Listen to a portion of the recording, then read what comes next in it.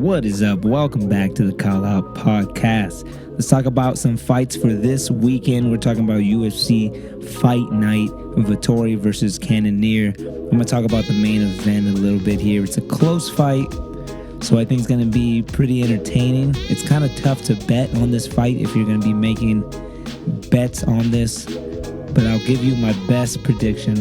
I'll give you as much as I know, and we'll see if we can make the best bet by the end of this radio show. Let's move on. So, UFC Fight Night main event, Marvin Vettori versus Jared Cannonier. Marvin Vettori is a minus 125 favorite, so he's a little bit of a favorite here. And Jared Cannonier is a plus 105 underdog. Okay, so close fight overall. When it comes to the scale, I think it's kind of even. If we're talking aggression and pace, I got to give that to Marvin. He's usually the aggressor. He usually sets the pace. If we're talking fight IQ, patience, and just knowing what to do at the right moments, I'll give that to Jared. So, kind of close there. As far as the fight goes, look, if it goes to decision and it's a close fight for 5 rounds, I think they'll give it to the guy that set the pace and that was the aggressor, in which this case it would probably be Marvin Vettori, because that's kind of what he does, right? He just goes 5 rounds with this relentless pace, kind of well-rounded tactics. He'll stand up, he'll put you up against the cage, he'll try to take you down, try to keep you down, but ultimately doesn't really go for the finish. I mean, if it's there, he'll take it, but he's okay with having a 5-round wrestling match or just having a 5-round war and just kind of grinding it out, setting the pace, being the aggressor. I think that's where Marvin shines. Head-to-head, I honestly think that Jared is the better fighter, but if he lets Marvin dictate the fight, then he will be in trouble. If he lets Marvin Vettori set the pace, then I think Jared is going to have some trouble when it reaches the scorecards. Because like I said, they usually give it to the guy that sets the pace and that seems to be more of the aggressor, and that's usually Marvin. That being said, I don't think that Jared needs to finish Marvin. I'm not saying that, he can't win in a decision over Marvin. I just think that he needs to release the killer gorilla. He needs to release the killer gorilla that he is and not let Marvin dictate the pace, ultimately dictating the fight. So with that being said, I don't think Jared desperately needs to finish Vettori. I do think he can beat Vettori if it goes to decision. He just needs to do the right things, make the right choices wherever the fight goes. He needs to set the pace at some point, and he could squeak out with a nice decision win, just like he did with Sean Strickland. Which, by the way, guys, I am pretty confident that this fight's going to go the over. I just feel like this fight, whoever wins, it's going to be a decision. I just don't see them knocking each other out. I don't see them catching each other in a submission. I think it's going to be a 5-round battle. We're going to have some technical war in there, and we're going to maybe have some moments where Marvin Vettori releases that inner animal and gets really aggressive, and maybe he gets caught. Maybe there's a point where one of them gets dropped, but I don't see this fight finishing before 5 rounds. And the sportbook does not think so either. Now, looking at their last 5 fights, Jared Cannonier is 3-2. 2 of those guys being the champ Israel Adesanya and former champ Robert the Reaper Whittaker, one of our favorite fighters here at the Call Out Podcast. And then Jared also beat Gastelum, Brunson, and most recently he beat Sean Strickland. And that Sean Strickland fight was a close one. And then check this out. Marvin Vettori is also 3-2, and he also lost to the same guys, Adesanya and Robert Whittaker. That's kind of interesting to me. Vettori defeated Roman Dolidze. I think Roman won that one. That was a close one. He also defeated Paulo Costa, and he also defeated Kevin Holland. So both of these guys have fought high-level fighters plus champs. It's going to come down to really who wants it more, honestly. That's what it's going to come down to. In my eyes, I think this fight is really close. If we're talking about the picks, if we're going to make our final decision right now, I would say the safe pick is going to be the over 4.5. It's safe and ugly because it's like a big, if you're betting, all my bettors out there, it's like a minus 240 or something. It's kind of nasty, but it's most likely going to go the over. My money line pick, if I just had to pick the fighter, I'm going to take a chance on Jared Cannonier. He's plus money. He's the underdog. I think he can get it done. I'm hoping that my fears don't come true. I'm hoping he doesn't let Marvin dictate the fight. Hopefully, Jared can make it his fight and come out with a nice win. So that's my final pick, the over 4.5 and Jared Cannonier. You can even maybe find a prop bet or a round bet for Jared Cannonier to win by decision, and that would be big plus money. But the Marvin Vettori with decision could be big plus money as well. So just some things to think about. Let me know what you guys think about this matchup, and be sure to leave your predictions in the comment sections below. Okay, let's talk about what the heck happened in UFC 289.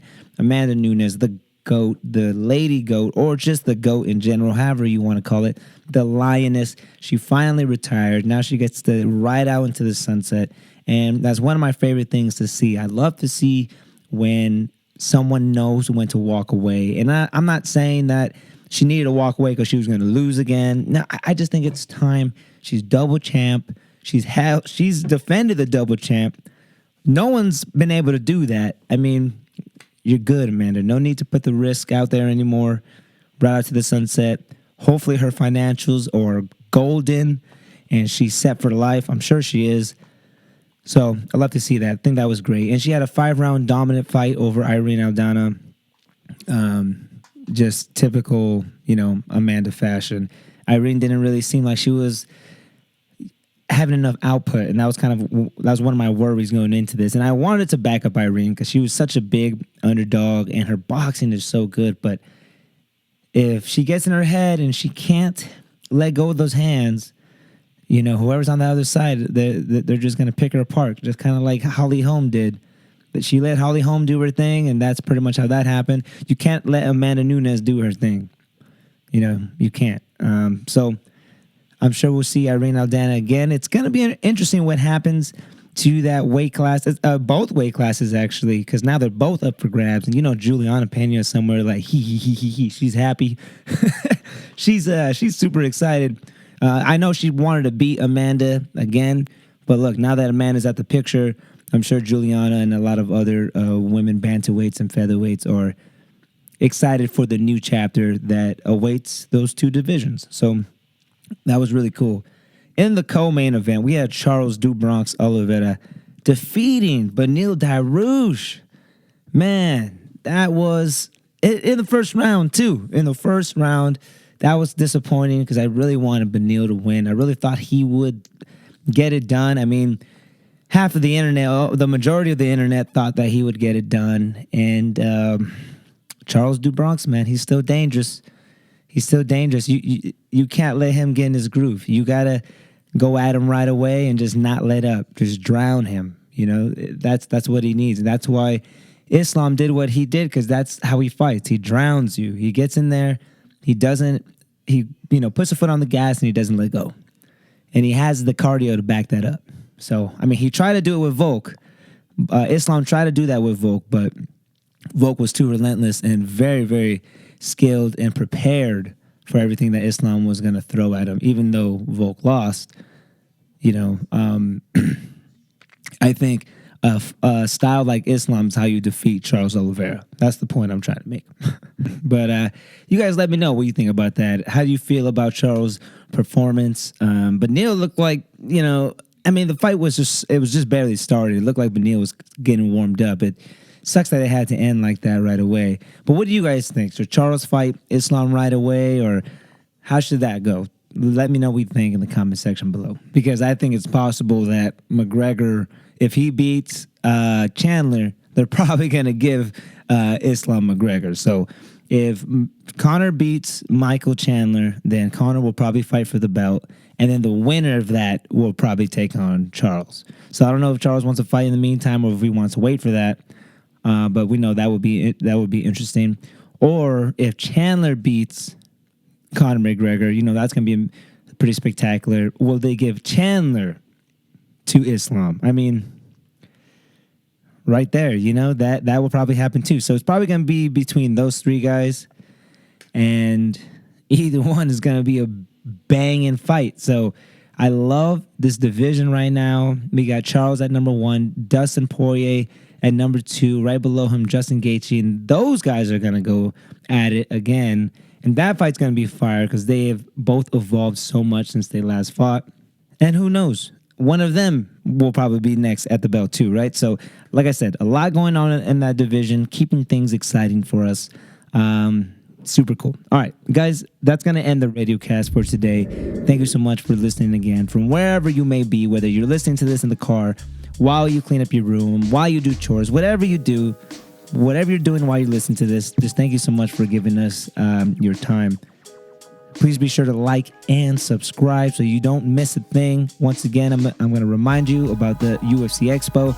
Rob and I will be there. We'll be talking with fans. We'll be talking, getting content from UFC fighters, and we'll be posting the vlog the night of the Expo. So if you want to see yourself on camera, come check us out. If you see us with the Call Out Podcast shirt, come say what's up, call us out, get on video.